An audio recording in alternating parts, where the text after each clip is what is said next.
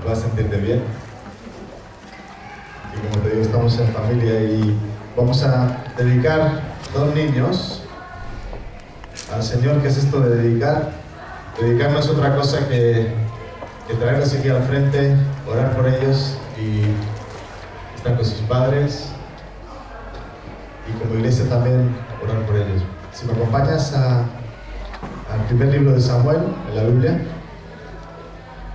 primero de Samuel, mientras se van colocando, capítulo 1, versículo 28. Tenemos un versículo, un ejemplo de una dedicación en la Biblia, no exactamente como esta. Si podemos ver el 27 antes. La mamá de Samuel decía: por este niño oraba, y Jehová, el Señor, me dio lo que le pedí. Luego le podéis preguntar a las madres si ellas oraban por él, los padres, y si lo recibieron como un regalo del Señor. Pero mira lo que dice el versículo 28. Yo pues lo dedico también a Jehová. Todos los días que viva será del Señor. Le adoró allí el Señor. Es la intención del corazón de los padres, de la familia, dedicárselo al Señor todos los días de su vida. Y les voy a dar la opción a ellos a que hablen, que digan algo. Dios les bendiga, hermanos. Solo quiero darle gracias una vez más a Dios por estar aquí ante su presencia, poder presentar a nuestro hijo y que nos siga bendiciendo y nos siga dando sabiduría y entendimiento para poder empaparle a él de su grandeza y de tantas bendiciones que nos da.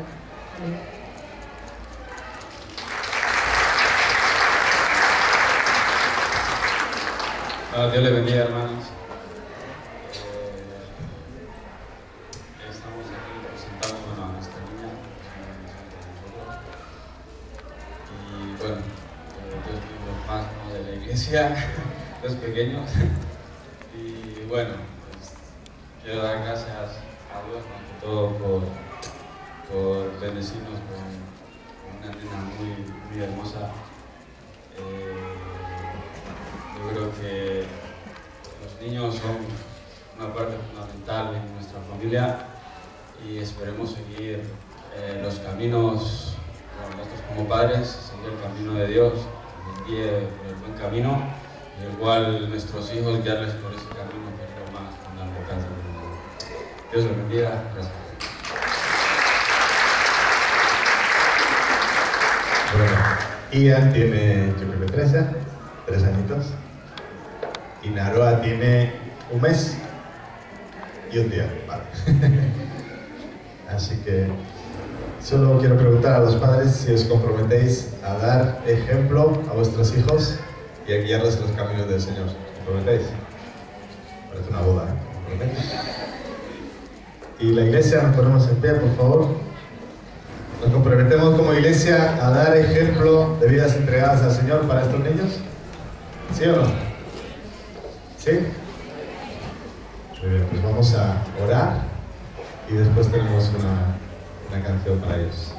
Señor, te damos gracias por este momento en el que tanto Ian como Naroa son dedicados a ti, Señor, y tú eres el creador, y como acabamos de leer, los padres quieren dedicarte a sus hijos todos los días de su vida, que todos los días que ellos vivan para ti. Señor, como iglesia queremos darles un buen ejemplo de personas que no solamente dicen creer, sino que viven lo que creen. Y te pedimos fuerza para sus padres, que les ayudes a luchar juntos, a estar juntos y a dar un ejemplo de una familia que por encima de todo te respeta a ti, te obedece a ti, Señor. Te pedimos una bendición muy especial para Naroa, que tú la cuides, que la protejas de todo mal y le permitas crecer sana y alegre, Señor, y alguien que pueda vivir para ti, Señor. Y también para Ian, que tú le guardes de todo mal, que tú le permitas, Señor, crecer saludable, sano en todos los niveles, Señor, y que pueda ser un niño también feliz y que sepa amarte y respetarte a ti por encima de todo. Te lo pedimos, Señor, en el nombre de Jesús. Amén. Les damos un aplauso, no se vayan todavía.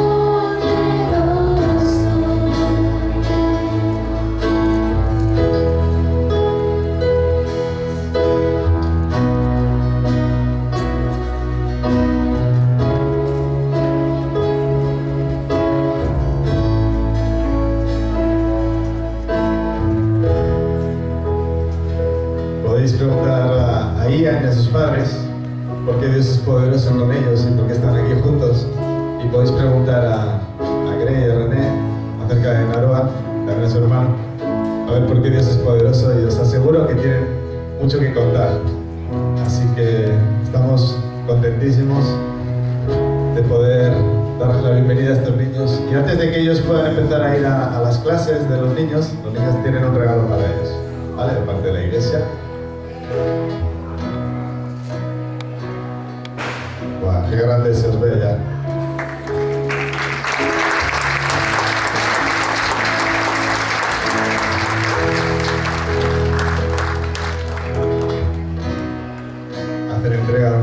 llegado de presentación y creo que van a leer. Y Dios los creó a su imagen, a imagen de Él los creó, varón y hembra los creó.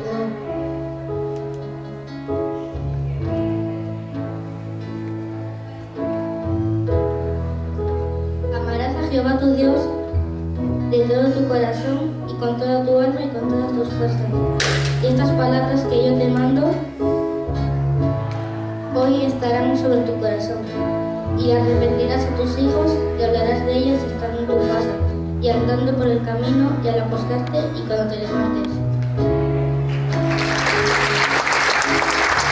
Muchas gracias por esa comida. Gracias. Bueno, se han portado muy bien, ¿eh? Yo no sé si Naroa lloraba o cantaba, pero se portaron bien. Aprovechamos para saludar a alguien, por favor, alguien que no conozcas, busca a alguien a quien estrechar la mano y darle la bienvenida. No solamente a los niños vamos a presentar hoy, también más personas. Gracias por haber escogido hoy congregarte, adorar al Señor.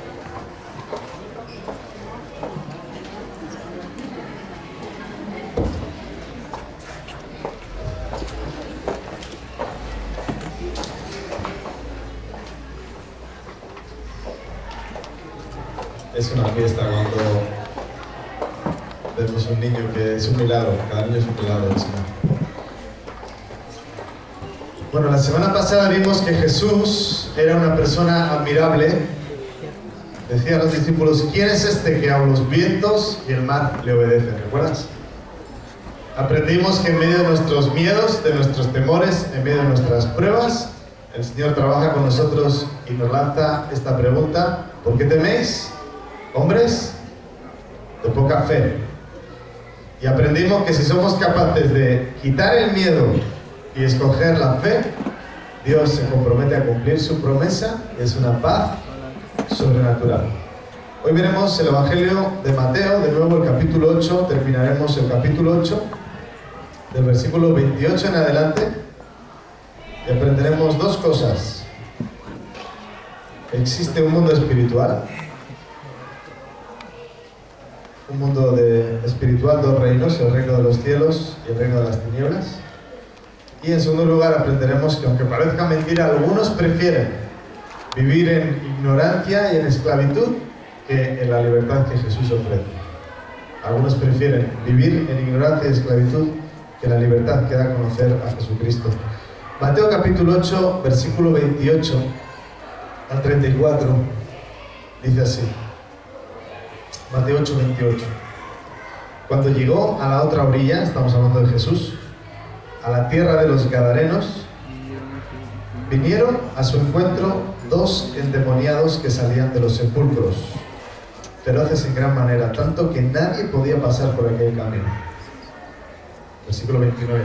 Y clamaron diciendo, ¿qué tienes con nosotros, Jesús, Hijo de Dios? Has venido acá para atormentarnos antes de tiempo. Versículo 30. Estaba paciendo lejos de ellos un hato de muchos cerdos. Y los demonios le rogaron diciendo, si nos echas fuera, permítanos ir a aquel hato de cerdos. Él les dijo, id. Y ellos salieron y se fueron a aquel hato de cerdos. Y aquí todo el hato de cerdos se precipitó en el mar por un despeñadero y perecieron en las aguas. Y los que los apacentaban huyeron. Y viniendo a la ciudad, contaron todas las cosas y lo que había pasado con los endemoniados. Y toda la ciudad salió al encuentro de Jesús. Y cuando le vieron, le rogaron que se fuera de sus contornos. Tenemos aquí una situación terrible, ¿verdad? Dos hombres de la tierra de los Gadarenos, estaba al este del mar de Galilea.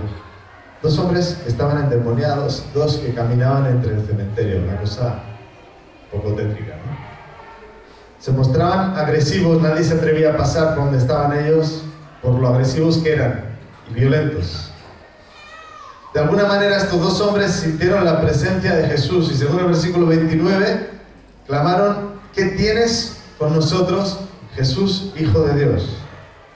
¿Por qué vienes contra nosotros? Déjanos tranquilos, Jesús, es la idea. Se ve que lo conocían, o al menos la forma en que le llaman, sabían quién era.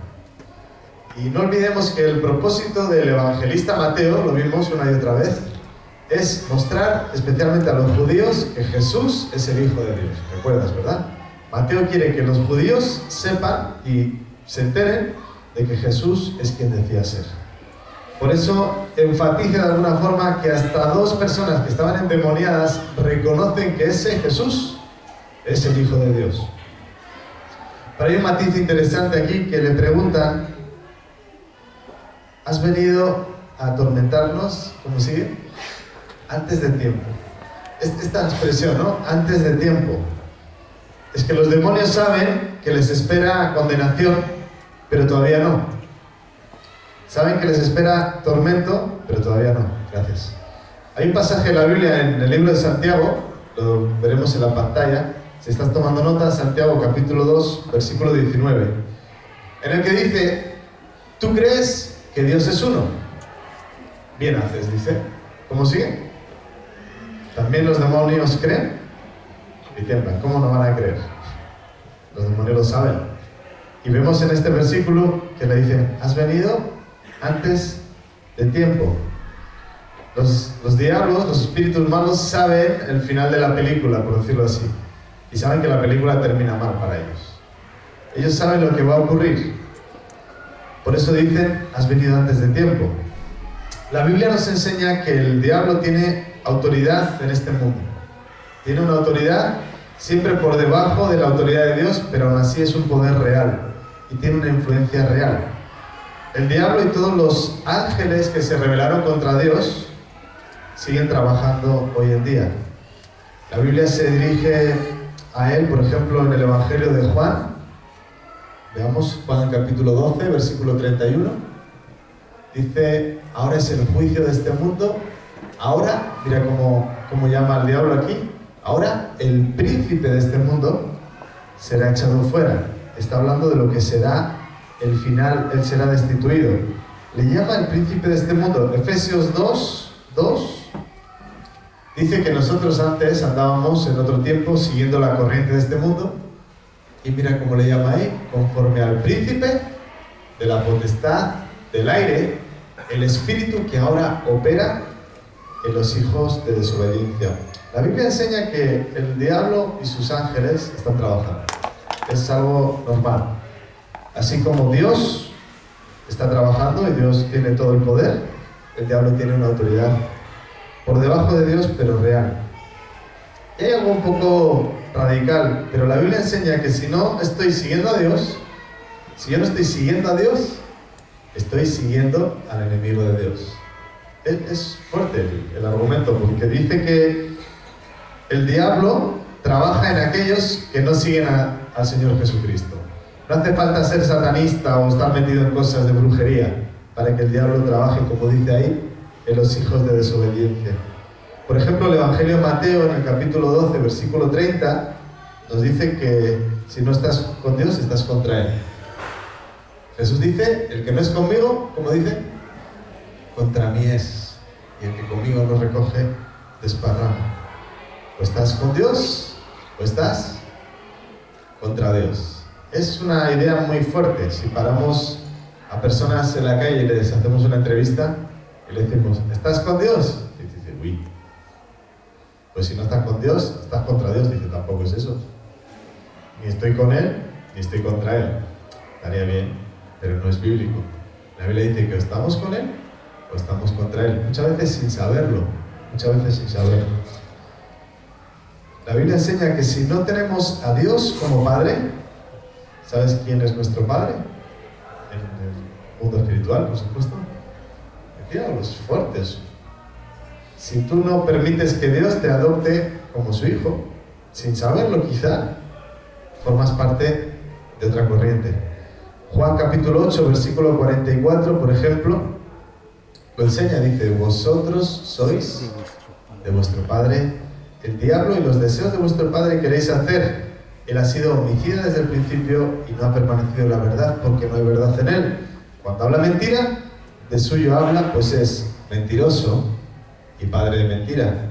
Y el versículo 47 del mismo capítulo de Juan, capítulo 8, dice: el que es de Dios, las palabras de Dios oye. Por esto no las oís vosotros, se dirige a una audiencia que dice: porque no sois de Dios.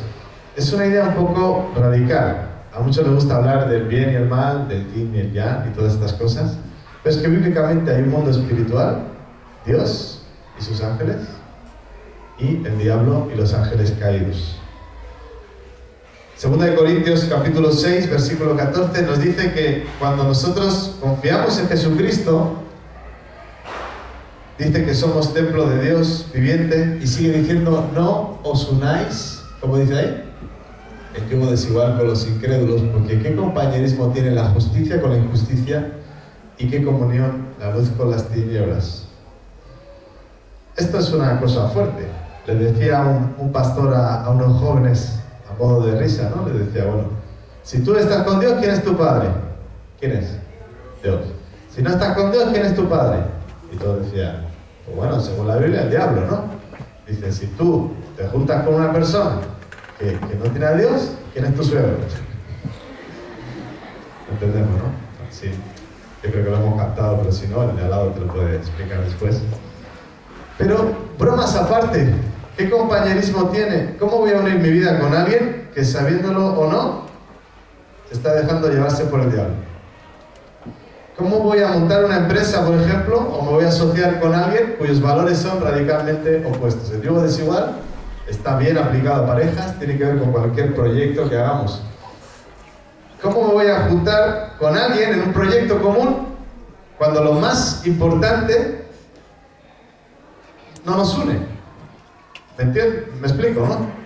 Dice: ¿qué compañerismo tiene la luz con las tinieblas? No tiene ningún sentido. ¿No será mejor asegurarte de estar asociándote con alguien de la familia de Dios? ¿No será mejor? Gálatas capítulo 6, versículo 10 dice que según tengamos oportunidad, hagamos bien ¿a quién? ¿Cómo dice?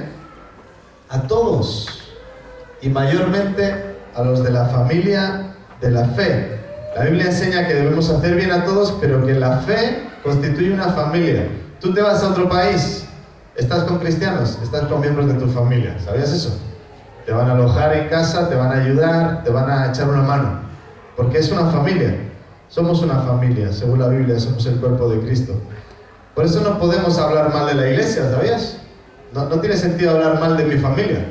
No tiene sentido que hables mal de tu familia, traicionar o ser desleal con mi familia, andar con chismes y con murmuraciones. Debemos apoyarnos. Si yo veo algo en alguien de mi familia, tengo que ayudarle o tengo que orar por él, pero no dedicarme a dejarle mal y quitarle el crédito delante de otros.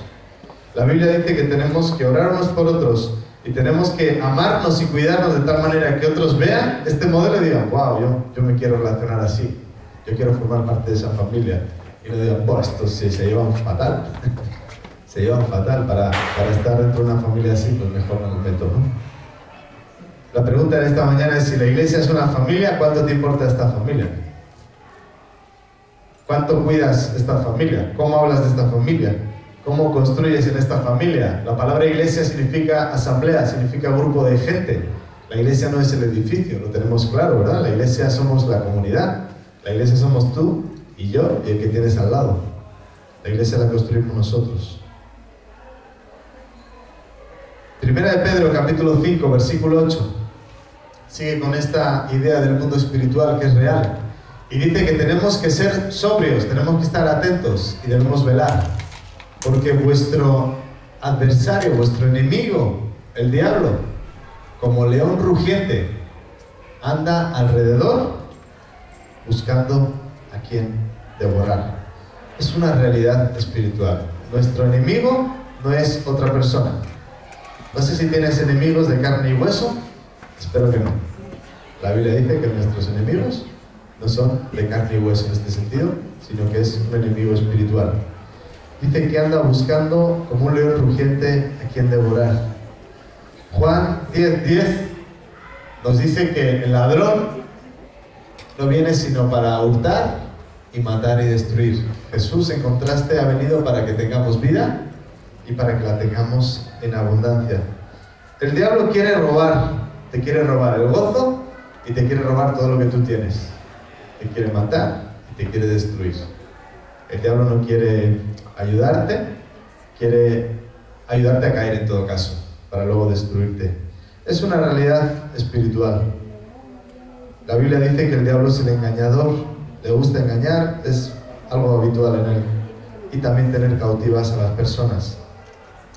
Pero Colosenses capítulo 2, versículo 15, nos dice que Jesús despojó a los principados y a las potestades y los exhibió públicamente, triunfando sobre ellos en la cruz. En la cruz Jesús no pierde, sino que gana.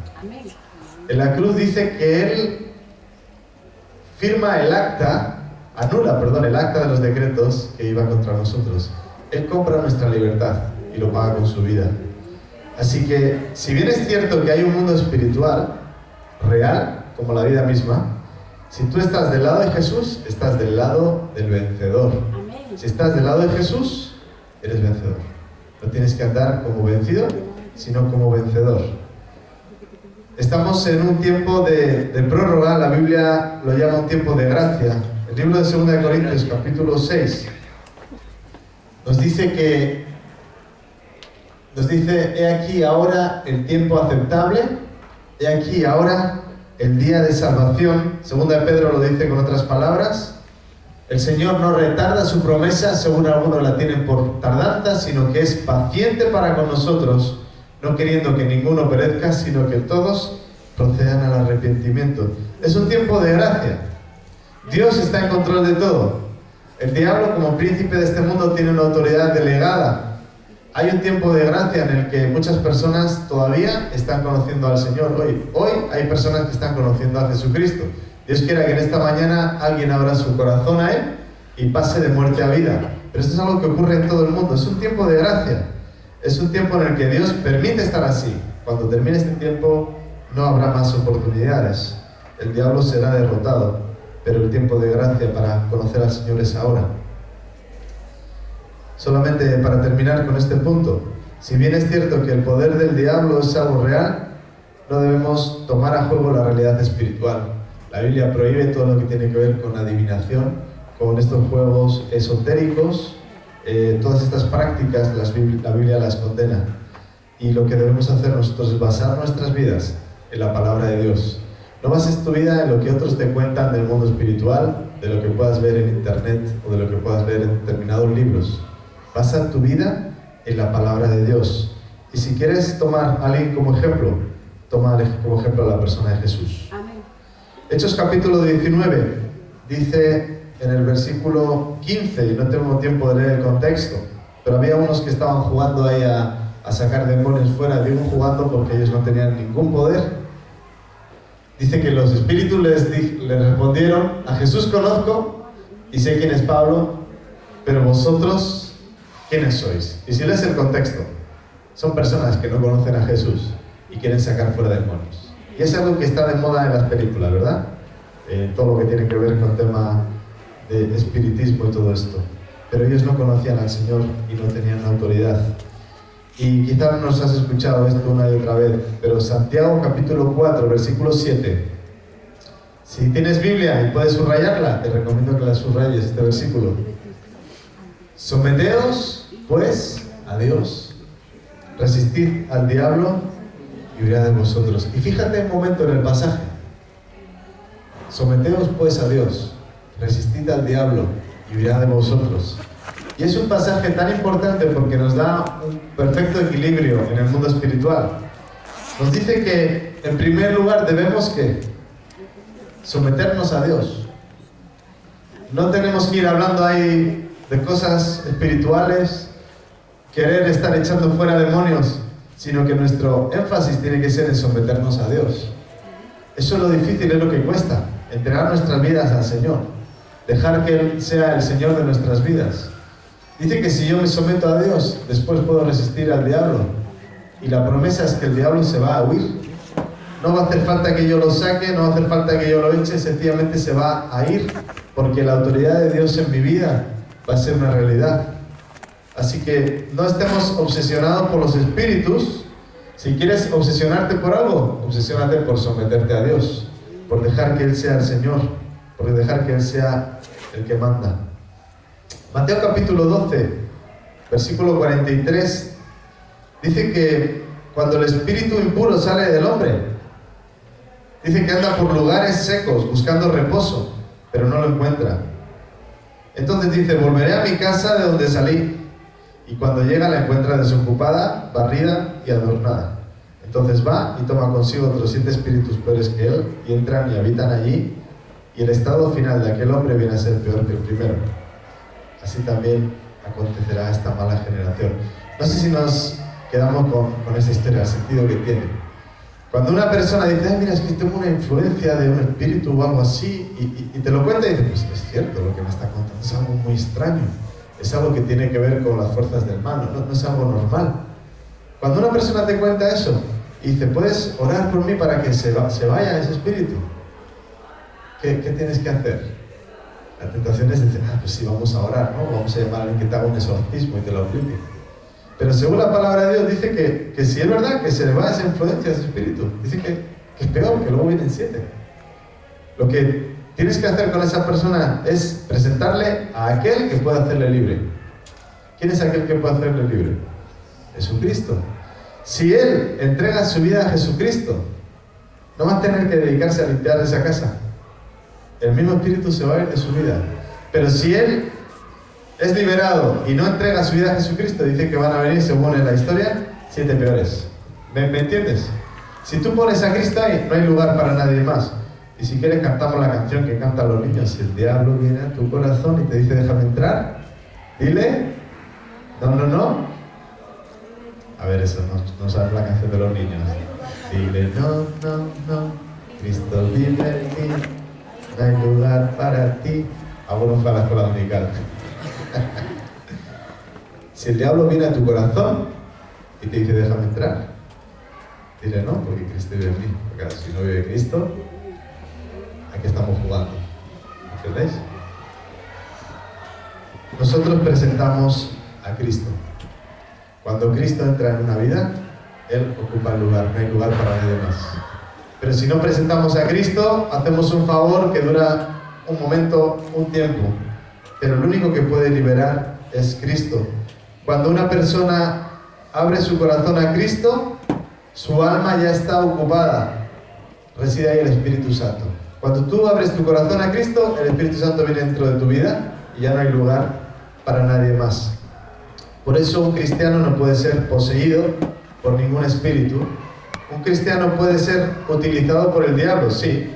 Si tú estás en murmuración, el diablo te está utilizando para sembrar división. Si tú tienes un buen chisme de estos, el diablo te está usando. Pero si tú eres cristiano, el diablo no te puede poseer. No hay lugar para nadie más, porque está Cristo dentro de ti. Primera de Juan, capítulo 5, versículo 18, dice: sabemos que todo aquel que ha nacido de Dios no practica el pecado, pues aquel que fue engendrado por Dios le guarda, y dice que el maligno no le toca. Si tú entregas tu vida a Cristo, no tienes que tener miedo al diablo. Hay cristianos a los que les da miedo hablar del diablo. Quizá hay alguno aquí en esta mañana que dice: ay, no me gusta el tema de la predicación en esta mañana. Pero es lo que hay, la Biblia lo enseña. Hay un mundo espiritual, está Dios y el enemigo de Dios, que es el diablo, y sus ángeles. Van a ser derrotados, fueron derrotados en la cruz, tienen aquí un tiempo de prórroga, por decirlo de alguna manera. Si tú estás con Cristo, estás del lado del vencedor. Volvemos a Mateo capítulo 8. Hemos visto que Jesús tiene poder no solamente sobre la enfermedad, sino que 2 personas endemoniadas le reconocen como el Hijo de Dios y le dicen: mira, si nos echas fuera, permítenos ir a aquel hato de cerdos. Y Jesús dice en el versículo 32: id. Esa fue toda la conversación que mantuvo con los endemoniados. Muy interesante. Dice que salieron y se fueron donde los cerdos, y ellos se despeñaron y murieron. El versículo 33 dice que los que lo habían visto fueron a la ciudad y contaron todo. Imagínate qué historia para contar. ¿Os acordáis de aquellos dos que estaban poseídos? ¿Os acordáis de aquellos dos que ni siquiera entre 5 personas ni entre 10 personas podían con ellos? Aquellos que los habían atado, ¿os acordáis? ¿Y cómo rompieron las cuerdas? Aquellos que vivían en el cementerio, para no acordarse de aquellos. Pues Jesús vino y los liberó. Ahora son 2 personas inofensivas, increíble. Y los espíritus que los atormentaban, ¿sabéis dónde fueron? ¿Dónde? A un hato de cerdos. Increíble. Los cerdos se pusieron a gritar, fue algo rarísimo, y se tiraron por un barranco. Es algo espectacular. Hoy en día la televisión lo hubiera grabado todo y lo pondrían una y otra vez. Te irías a YouTube y no sé si pondrías cerdos o demonios que saldría ahí. Algo increíble. El versículo 34 dice que toda la ciudad salió al encuentro de Jesús. Habían visto que no solamente tenía poder para sanar, que no solamente tenía poder para parar la tormenta, sino que tenía poder para liberar a 2 personas que durante toda su vida habían estado poseídas, o por lo menos durante los últimos años. Esperaríamos que toda la ciudad se bautizara en masa. Esperaríamos que toda la ciudad se postrara ante Jesús, ante alguien que tiene poder sobre las fuerzas del mal. Pero no es lo que ocurrió. Dice que salieron al encuentro de Jesús, versículo 34, y cuando le vieron, ¿qué dice? ¿Qué dice? Le rogaron que se fuera de su contorno, de su territorio. Increíble. Ven que tiene el poder. Se juntan y le dicen, por favor, ¿te puedes ir? Increíble. Jesús nunca te va a obligar. Ellos le pidieron que se fuera. Recuerdo la historia que muchos quizás han conocido de unos misioneros norteamericanos que fueron a Ecuador, le llamaron la tribu de los Auca. ¿Has escuchado? En el año 1956 estuvieron ahí con una tribu en el Amazonas. Era una tribu muy violenta entre sí. Y los misioneros dijeron, vamos a predicarles el Evangelio. Cuando ellos conozcan el amor de Jesucristo van a cambiar. Vivían como salvajes en ese contexto. Pero los misioneros dijeron, nosotros vamos a ser los primeros, nadie les ha predicado el Evangelio. Cuando conozcan al Señor van a cambiar. Y empezaron a volar con avionetas y a echarles regalos. Les daban botones y les regalaban cosas que eran útiles para ellos. Y pasaron así unos 3 meses dándoles regalos. 5 misioneros recién salidos del seminario con sus familias. Por fin, después de 3 meses dijeron, vamos a dar un paso. Nos han visto que no somos enemigos. Vamos a acercarnos. Vamos a llevarles el amor de Dios. Y llegaron los 5. Y los 5 fueron asesinados en el momento. En la playa. No les dio tiempo ni de hablar, les atravesaron con lanzas. Increíble. Este caso conmocionó a todo el mundo. Los Estados Unidos desde el año 1956 en adelante cambió su perspectiva de misiones y no solamente no dejó de mandar misioneros, sino que la fortaleció. Pero lo terrible del caso es que no les dio tiempo ni de hablar. Ellos llevaban un mensaje de amor y un mensaje de esperanza y no les dieron tiempo. Lo curioso de toda esta historia es que con el tiempo la familia de estos misioneros no guardó resentimiento, no guardó rencor, no guardó ira, sino que la viuda de uno de ellos y los hijos volvieron allí como misioneros años después. Es increíble la historia y tuve el privilegio de escuchar al nieto, al hijo creo que era, no estoy seguro ahora si era el hijo o el nieto, pero de uno de ellos, no, era el hijo. Y él dijo, mira, yo nunca tuve rencor hacia ellos. Yo pensé, esta gente tiene que ser muy importante. Si mi padre ha muerto por ellos, mi madre está volviendo por ellos y nunca escuché malas palabras en casa. Dios les debe amar demasiado a esta gente y por eso nunca le vino rencor a su vida. Pero lo interesante de la historia es que el amor de Dios volvió a visitarles y ahora aquellos que fueron los asesinos de los misioneros se convirtieron en los guías espirituales del pueblo y junto, codo a codo con la familia, estaban predicando el amor de Dios. Pero ellos fueron rechazados. Vemos en la historia que Jesús le piden que se vaya del territorio. Jesús sigue siendo un caballero. Jesús no te obliga a nada. Si tú estás aquí en esta mañana y no tienes una relación personal con Dios, Jesús no te va a obligar. Quizá la persona que te trajo te obligó un poco a venir, pero Jesús no te obliga a nada. Jesús no te fuerza o no te amenaza, nunca. Jesús te dice, mira, tú eliges. Tú eliges. La Biblia dice que Él está a la puerta de nuestro corazón, Él llama. Tú abres la puerta, Él entra y hace morada contigo. Si Él entra a tu vida, ningún espíritu va a entrar. Pero Él no te va a obligar, es algo que tú puedes escoger. En Mateo capítulo 8 ellos eligieron y eligieron mal. Le dijeron, Jesús, por favor, vete de nuestro territorio. Prefirieron quedarse con su vida mediocre, prefirieron quedarse con su vida vacía, pero era lo que conocían. No quisieron cambiarlo por la vida abundante que Jesús ofrecía. Prefirieron aguantar con su dinero, prefirieron quedarse con sus pecados y no aceptar la libertad de Jesús y dejar todo por Él. Y es que, no sé si lo has pensado, pero seguir a Jesús tiene consecuencias. Seguir a Jesús implica cambios. Para los dos gadarenos significó libertad, ¿sí o no? Fueron liberados. Para los dueños de los cerdos fue la ruina total. ¿Sabías? Se fueron al paro. Tenían un montón de dinero invertido en la ganadería y todo se fue. ¿A quién le iban a reclamar? Se dieron cuenta de que seguir a Jesús da la vuelta a la situación. Para unos fue liberación, para otros perder todo lo que tenían. Y se dieron cuenta de que no puedo seguir a Jesús y estar igual. ¿Te has dado cuenta tú? Yo no puedo seguir a Jesús y estar igual. No puedo. No es posible. No puedo seguir a Jesús y hacer lo mismo de siempre. No se puede. Se puede un tiempo, pero no se puede. Jesús te dice, sígueme. Deja esto. Cambia aquello. Y cuando te das cuenta es que no puedes decir que le estás siguiendo y no hacer ningún cambio. Ellos lo entendieron muy bien y le pidieron que se fuera. En Romanos capítulo 1, versículo 23, no tengo tiempo a leer todo, pero dice que hasta las personas que no han ido a una iglesia o no han escuchado de Jesús, dice que no tienen excusa porque la misma creación revela la gloria de Dios. Cuando tú ves el mar, cuando ves las montañas, dice que eso mismo te está dando un mensaje de que existe un Dios y que hay que buscarle. Pero el versículo 23 dice que cambiaron la gloria de Dios, del Dios incorruptible, por imágenes de hombres, de aves, de cuadrúpedos y de reptiles.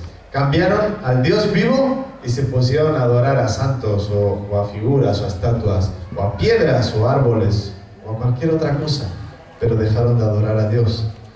También hay un versículo muy conocido en Juan capítulo 1, versículo 11, en el que dice que la luz vino a este mundo, a lo suyo vino, pero los suyos no lo recibieron. Y esto lo solemos leer en Navidades.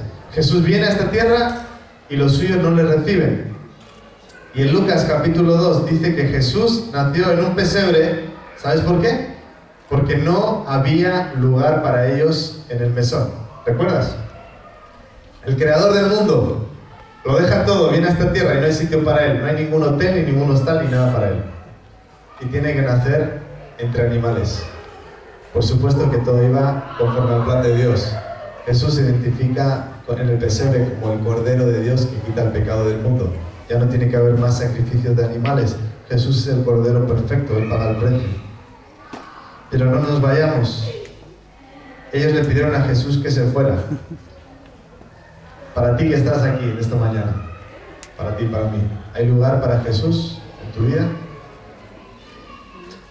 ¿Le has recibido en tu corazón? ¿Has entregado tu vida a Jesucristo?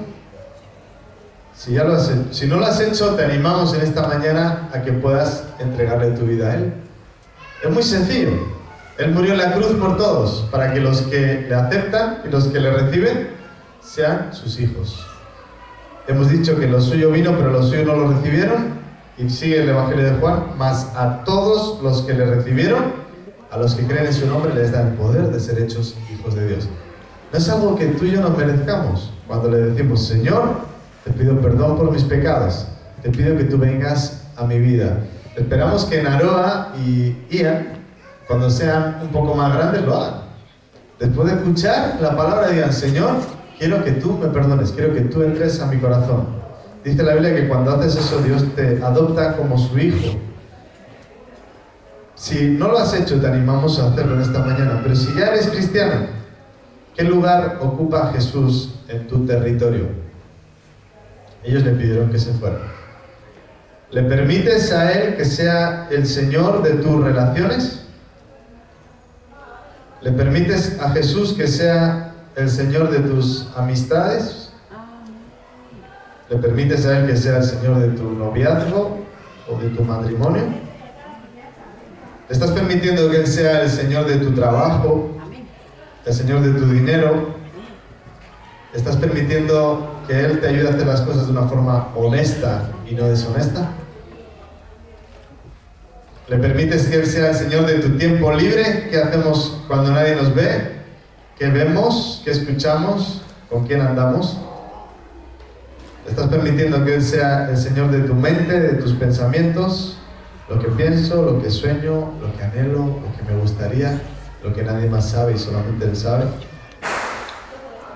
En esta mañana te animo encarecidamente a que no le pidas a Jesús que se vaya de tu territorio, sino que le pidas que entre. Cuando te das cuenta de que Él tiene el poder y de que Él puede cambiar todo, entrégaselo a Él. Es mucho mejor todo lo que Él puede hacer, pero estar seguro de estar con Él y no pedirle que se vaya. No sé si recuerdas a Marta y a María, que una estaba agobiada haciendo cosas y la otra estaba con Jesús. Y dice: oye, Jesús, dime algo, que es que yo estoy aquí trabajando. Y dice: mira, ya has escogido la buena parte, estar conmigo. Así que en esta mañana te animo a que escojas la buena parte también y dediques tiempo a estar con Jesús. Hemos visto dos cosas en esta mañana. El mundo espiritual es real. No tenemos lucha contra carne y sangre, sino contra principados. Y seguir a Jesús implica cambios. Vamos a orar, nos ponemos en pie, por favor.